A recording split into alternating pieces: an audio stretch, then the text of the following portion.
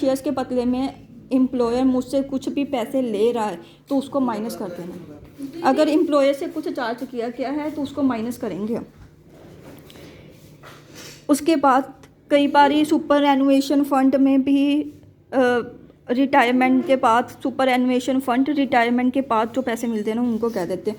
उस फंड में अगर एम्प्लॉयर ने 1 लाख से ऊपर का ट्रांसफ़र किया है तो हमने उसको पर्क मानना है, वरना नहीं मानना। ठीक है जी। और 1 लाख से ज़्यादा जितने का कंट्रीब्यूट किया वो उसके हिसाब से टैक्स लगेगा। टैक्सेबल पर्क हैं ये सारी। और इसके अलावा भी बहुत सारे बेनिफिट्स जहाँ अमेनिटीज़ मिलती हैं, जैसे इंटरेस्ट फ्री और कंसेशनल लोन हो गया, ट्रैवल टूरिंग अकोमोडेशंस हो गई, फूड मिल रहा है। देखो फूड तक नहीं छोड़ा है इनकम टैक्स ने। Free food, non alcoholic beverages वगैरह मिल रही हैं, गिफ्ट वोचर टोकन,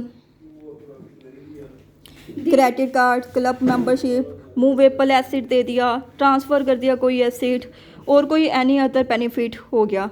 तो ये सब सारे केसेस में जो है टैक्सेबिलिटी है, लेकिन इनकी टैक्सेबिलिटी भी कुछ अलग है। वो हमें रीड करते हैं हम। फ्रिंज बेनिफिट्स हमारे रह गए हैं, बाकी सारा हमारा हो गया है। अभी उसको भी कंसीडर करते हैं। अब करते हैं हम सारे फ्रिंज बेनिफिट्स। सबसे पहले इंटरेस्ट फ्री या कंसेशनल लोन दे रहा है मुझे। देखो एम्प्लॉयर कई बार अपने एम्प्लॉय पे तरस खा के ना उन बेचारों को दे देता है लोन वगैरह। तो अगर एम्प्लॉय देखो अगर तो लोन 20,000 से कम का है, 20,000 से कम का है तो हम माफ़ कर देते इस पर कोई टैक्स नहीं लगेगा, छोड़ दो इस पर को। लेकिन अगर 20 लाख से ज़्यादा का लोन है, अब देखो 20 लाख से ज़्यादा का 20,000 से ज़्यादा का लोन है तो फिर मुझे चेक करना पड़ेगा, उसकी वैल्यू निकालनी पड़ेगी। वैल्यू कैसे निकालते हैं? लास्ट डेट को मंथ वाइज ये सारे निकालते हैं। अगर मंथ वाइज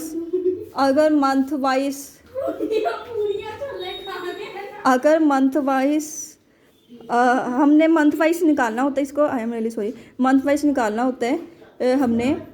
तो मंथ की आखिरी डेट तो 31, जितना भी लोन पेंडिंग होएगा ना, जितना भी लोन आउटस्टैंडिंग होएगा उस टाइम पे, जितना भी लोन देना रहता होएगा, उस पर हमने SBI का जो रेट है ना वो लगाना है। SBI का जितना रेट होएगा वो क्वेश्चन में दिया होता है, SBI का लैंडिंग रेट इतना है उस टाइम पे, तो उससे मल्टीप्लाई करके हमने निकाल लेना। तो ये पहला केस है। इसमें था कि एम्प्लॉयर ने मुझे लोन दिया, सिर्फ लोन दिया, उस पर कोई इंटरेस्ट चार्ज नहीं किया है।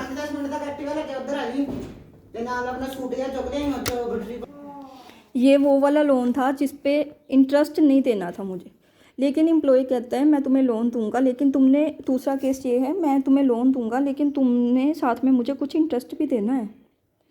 फ्री लोन नहीं है पर SBI से कम का देना है। तो इस केस में हम क्या करते हैं, SBI का जितना रेट माइनस जितना मेरे एम्प्लॉयर ने मुझसे इंटरेस्ट लिया उसका रेट, जो अमाउंट निकलेगा, जो अमाउंट इन दोनों को माइनस करेगा, उसको आउटस्टैंडिंग लोन जो लास्ट में मेरे को मंथ में पड़ा होएगा मेरे पास, उसके साथ मल्टीप्लाई करना है। ठीक है। तो ये मेरे जो है लोन की वैल्यू निकलेगी, जितना लास्ट में अमाउंट सबको ऐड करना, सारे मंथ का ऐड करके जो भी सब निकलेगा वो मेरी टैक्सेबल पर्क हो जाएगी। सारी एग्जांपल्स करना फिर ही तुम्हें समझ आएगा। साथ साथ में ये पहले समझ लिया फिर उसके साथ में उसकी एग्जांपल करो, फिर तुम्हें क्लियर होएगा। एक बात और, मेडिकल लोन, जैसे घर में कोई बीमार था तो उसके लिए लोन दे दिया तो वो लोन टैक्सेबल नहीं है, वो फ्री ऑफ कॉस्ट है। ठीक है, उस पर कोई टैक्स नहीं लगता। अब दूसरा है ट्रैवल करना है मुझे, टूर पे जाना है, इस चीज़ के लिए मुझे पर्क मिल रही है कि जाओ घूम के आओ, अकोमोडेशन करके आओ, ये सब कुछ है।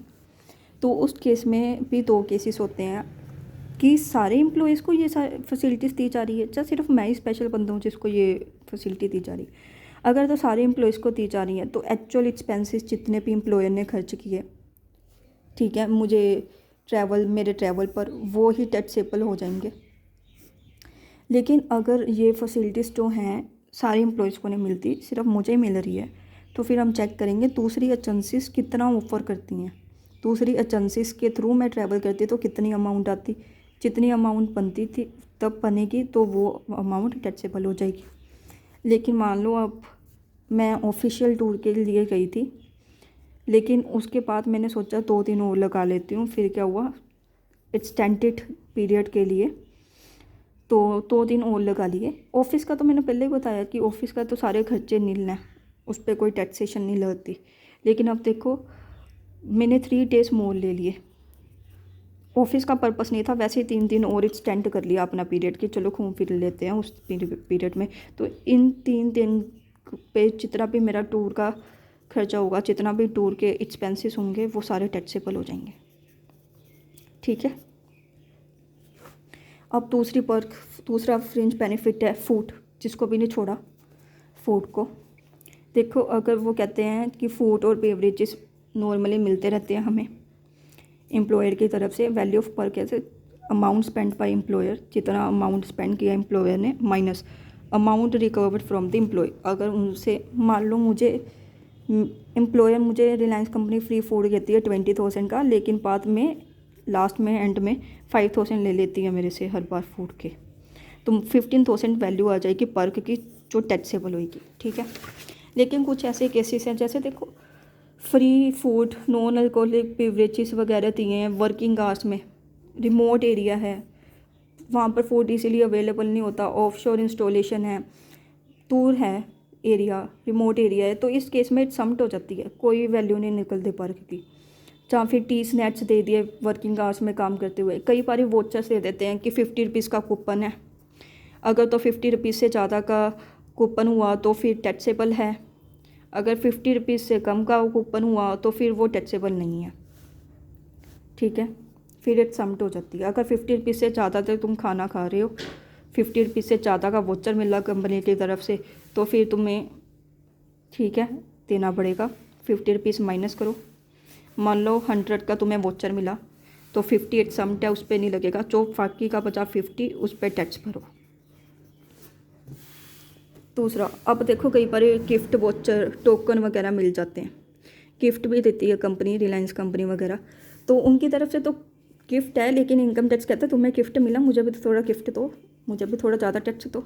तो अगर कहते हैं कि गिफ्ट है 5,000 से कम का, if gift is less than 5,000, तो फिर वो एक्सम्प्ट रहेगा, कोई टैक्स नहीं पे करना। लेकिन अगर 5,000 से ज़्यादा का है वो, तो फिर उस पर टैक्स लगेगा। कैसे लगेगा? मान लो 20,000 का मुझे रिलायंस कंपनी ने गिफ्ट दिया क्योंकि मैं उसकी एम्प्लॉय हूँ, माइनस करो 5,000, क्योंकि 5,000 तो एग्जम्पशन है, उससे ऊपर जितना मिला उस पर टैक्स, 15,000 बचा, इस पर पूरे पे टैक्स। अब देखो कई बार कंपनियां ऐसी होती हैं वो क्रेडिट कार्ड भी हमें ले देती हैं, लेकिन ज़िंदगी में कभी क्रेडिट कार्ड नहीं लेना चाहिए, मुझे ऐसा लगता है। कंपनी ने क्रेडिट कार्ड दे दिया तो क्रेडिट कार्ड की जितनी अमाउंट बनती है वो भी सारी पर्क में कैलकुलेट होते हैं, जो इतने एम्प्लॉयर के पैसे लगे, ठीक है, माइनस अगर तो मैंने ऑफिशियल यूज़ के लिए क्रेडिट कार्ड यूज़ किया, ऑफिशियल पर्पसेस के लिए, जहाँ पर ऑफिस वर्क आ गया वहाँ पर तो नील है, ठीक है, तो इसलिए माइनस कर देते हैं जितना भी एक्सपेंडिचर हुआ। तो ऑफिस पर्पस के लिए क्रेडिट कार्ड यूज़ किया माइनस, लेकिन अगर मुझसे थोड़े पैसे भी ले लिए थे, तुम्हें क्रेडिट कार्ड इशू करवा के दिया है 500 रुपये दे तो वो भी माइनस कर देने, जितना बचा उस पर टैक्स लगेगा। अब कई बार एम्प्लॉयर क्लब फैसिलिटी दिला देता है कि थोड़ा चलो इंजॉय भी कर लो, क्लब फैसिलिटी है। वैल्यू ऑफ पर्क कैसे निकालें? अमाउंट स्पेंड बाय एम्प्लॉयर, जितना अमाउंट एम्प्लॉयर ने स्पेंड किया minus amount recovered by employer from employ, वो क्लब फैसिलिटी की आ जाएगी। सारे केसेस में यही वैल्यू है ज़्यादातर ना पर्क की, लेकिन कुछ हमने सिर्फ ये देखना है इट्सम्प्ट तो नहीं और कुछ नहीं। अगर तो ऑफिशियल वर्क है तो इट्सम्प्ट है, कितनी बार बताना पड़ेगा यार, ऑफिस का कोई भी काम है तो इट्सम्प्ट ही रहेगी, कोई टैक्स नहीं लगेगा। कंप्लीट डिटेल्स, पर उसके लिए हमें पूरी डिटेल्स मांगनी पड़ेंगी, सारी डिटेल्स देनी पड़ेंगी, सब कुछ मेंशन करके डिपॉजिट करवाना पड़ेगा कि ये मैंने यूज़ की है क्लब फैसिलिटीज़ के लिए, तभी इनकम टैक्स मुझे रिलीफ देगा, वरना नहीं देगा। एम्प्लॉयर से सर्टिफिकेट भी लेना पड़ेगा कि मैंने ऑफिस पर्पज़ के लिए मुझे सिर्फ फैसिलिटी मिली है, वैसे इंजॉयमेंट के लिए नहीं मिली है। या फिर हेल्थ क्लब हो गया, स्पोर्ट्स क्लब हो गया, और किसी भी ऐसे कि प्रोवाइडेड, जब सभी एम्प्लॉयज़ को प्रोवाइडेड दी जाती है ना, सारे जितने भी एम्प्लॉयज़ हैं सबको हेल्थ स्पोर्ट्स क्लब और ऐसे सिमिलर क्लब्स को फैसिलिटीज़, तो भी ये एग्जम्प्ट हो जाती है। जहाँ फिर इनिशियल मेंबरशिप फ़ीस जब वो भरते हैं कि एक कॉरपोरेट मेंबरशिप लेनी है हमने, और फैसिलिटी एक से ज़्यादा जाने हम इंजॉय करते हैं और हमारे घर वालों के लिए भी हैं, तो भी फिर एग्जम्प्ट रहते हैं इस केस में, पढ़ लेना एक बार। अब मूवेबल एसेट्स, मूवेबल एसिड्स में भी आगे 3 केसेस हैं। देखो हमने ना मूवेबल एसिड्स में 2 चीज़ें पढ़नी है। मूवेबल एसिड्स में एक तो उनका यूज़ कि मुझे यूज़ करने के लिए दिया एम्प्लॉय ने अपनी चीज़, दूसरा उसने ट्रांसफ़र कर दिया, मुझे दे दी है वो चीज़। ठीक है, पहले हम पढ़ते हैं यूज़। सबसे पहले कंप्यूटर एंड लैपटॉप, वो टैक्सेबल नहीं है जब उनका यूज़ की बात आती है। फिर अदर एसिड्स, अगर तो कंपनी ने खुद के ओन किए हुए हैं तो 10% of original cost value of work आएगी। अगर को हायर किए हुए हैं तो एक्चुअल हायर चार्जेस। ठीक है जी, ये था यूसेज ऑफ एसिड का पूरा काम ख़त्म। अब इसके बाद है ट्रांसफ़र ऑफ एसिड्स। अगर तो 10 साल से पुराना एसिड है, इतना पुराना एसिड 10 साल एम्प्लॉयर ने पहले उसको यूज़ कर लिया है, रिलायंस कंपनी ने उसको यूज़ कर लिया 10 साल, उसके बाद मुझे दे दिया है, नहीं लगना टैक्स। शुक्र है इनकम टैक्स ने इतना तो माफ़ किया, कोई टैक्स नहीं लगेगा। लेकिन अब देखो कंप्यूटर्स एंड इलेक्ट्रॉनिक गैजेट्स हो गए। ठीक है, कंप्यूटर्स एंड इलेक्ट्रॉनिक गैजेट्स, ठीक है, उसकी एक्चुअल कॉस्ट जितनी है उसमें से हमने 50% ऑफ डेप्रिसिएशन माइनस कर देना है, जो आया वो मेरी वैल्यू ऑफ वर्क। अब मोटर कार आ गया, actual cost less 20% of depreciation. हमको देखना पड़ेगा मोटर कार ट्रांसफ़र है या नहीं है। अगर तो ट्रांसफ़र ऑफ एसिड है मोटर कार, फिर ये केस है, वरना मोटर कार का जो पीछे कार का इतना लंबा चौड़ा पड़ा था ना ये ऊपर, वो लगेगा। Actual cost less 20% of depreciation. और दूसरे सारे एसिड्स में जैसे फ्रिज हो गया, ऐसी सारी चीज़ें होगी, एसी हो गया, ठीक है, फ्रिज हो गया, वॉशिंग मशीन होगी, एसी रहने दो, ठीक है, उसमें से 10% ऑफ डेप्रिसिएशन माइनस करेंगे। तो ये 4 याद रखना पड़ेगा हमें। रिटर्न डाउन वैल्यू भी है, कुछ नहीं है, यही सारा कुछ सेम ही तो लिखा हुआ है, पढ़ लेते हैं। ये देखो एम्प्लॉयर ने खुद का है 10%, अगर दूसरा है तो दूसरे पे आएगा। कई बार हमें टेस्ट दिए होते हैं कि इतने टेस्ट के लिए यूज़ किया हुआ मूवेबल एसिड्स, तो उसको टेस्ट के हिसाब से निकालना पड़ता है, हमको टेस्ट की कैलकुलेशन करनी पड़ती है, जैसे इसने यहाँ पर टेस्ट की कैलकुलेशन की हुई है। ठीक है, इनको टेस्ट लगाना है, मंथ नहीं लगाना। फिर ट्रांसफ़र किया, इलेक्ट्रॉनिक आइटम है, 15% लगेगी डेप्रिसिएशन, 50% डेप्रिसिएशन। मोटर कार है तो 20% ऑफ डेप्रिसिएशन। कोई और आइटम है तो 10% डेप्रिसिएशन लगेगी रिटर्न डाउन वैल्यू पे।